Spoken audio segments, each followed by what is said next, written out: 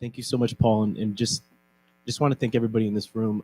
The moment I walked in here, just so you guys know, your symbol, I Heart San Francisco, it's felt. I could feel the love in this room, and I was very actually nervous to get up here. I just was a keynote speaker at San Quentin in front of hundreds of prisoners and told my testimony, and that wasn't nerve wracking for some reason.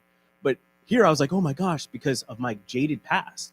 But I walked in here and I was like, nobody's judging me because guys all have what I believe is the heart of God.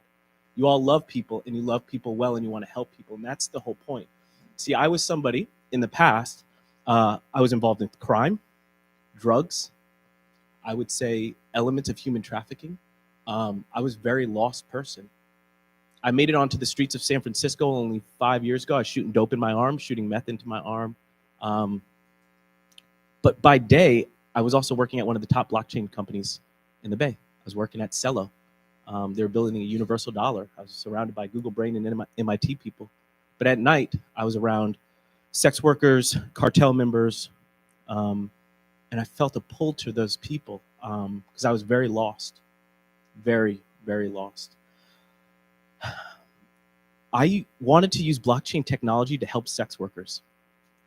They would tell me their stories, and I would look at them and say, there's no way you put your public information out there like that. You just put your phone number out there and you connect with guys. And I'm like, we could use blockchain technology, my ghetto Robin Hood, right? I was like, I'm going to be like I was broken. So like, it wasn't a good plan, but honestly, deep down, I was like, this is really good. I'm going to protect their data and I'm going to do something good for the community. That led me, I didn't know what kind of hornet's nest I was shaking.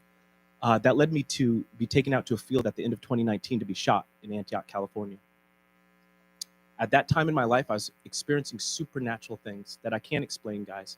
It could have been the drugs, whatever. I saw things in San Francisco. I could see darkness on people, in people. Out in that field, it's hard for me to go into depth about it without really freaking you guys out, but I had an encounter with God. That's it. Had an encounter with God. And I heard him ask me, do you want to go down this path of darkness or do you want to come into my love? I had never heard about Jesus or God. I'd never read a Bible. The next day, I was dropped off at a church in Redding, California called Bethel. I'd never opened up a Bible in my life. God led me to there. And I didn't grow up religious. I kind of had a thing against the church, if I'm being honest. Sometimes I still do a little bit just because of how they manage people. But God was bringing me into the love of God that's different than the church. And up there, I started to encounter people that weren't religious, that saw me for who I truly was. They saw me as a broken individual who got touched by God, who could change with the right type of love around him. And so I started getting mentors in my life. I started getting community around me that spoke life over me and spoke life into me. Although in that moment in the field, I no longer touched drugs after that. I was instantly radically changed. Instantly. I never thought about meth ever again. God delivered me out of that addiction. He delivered me out of my entire past. He killed my own old man and a new one was rising up, but I still needed healing. And so I went to the ministry school up there. And that's where the community started to come around me. And it was through a group of Christians who were non-religious that I got to continue to walk out what people would call your salvation, but really walking into who God always designed me to be. I always had a gift inside of me. That's why I could interview at Facebook and get a job, but I had brokenness. And that brokenness takes a while to heal.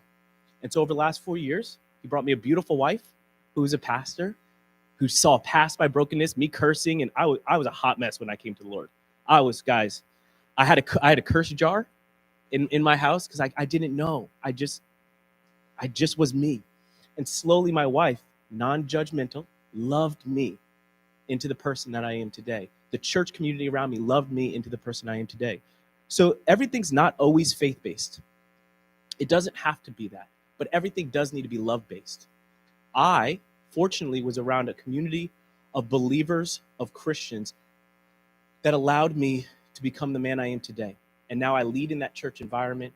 Now I'm building a blockchain system to bring prosperity and abundance and love to the world. I'm using technology in my past in the crypto space to build systems of abundance for people. I really appreciate you guys. I appreciate everybody in this room. I appreciate all the DAOs and what you're doing for people. I told Paul right when I walked in here, I don't know what it is that you guys are up to. I'm trying to get my head around it, but you guys are doing good. And the world needs more people like you.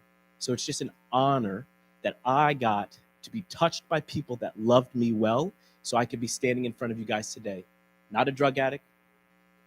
I'm no longer doing all the things I used to do.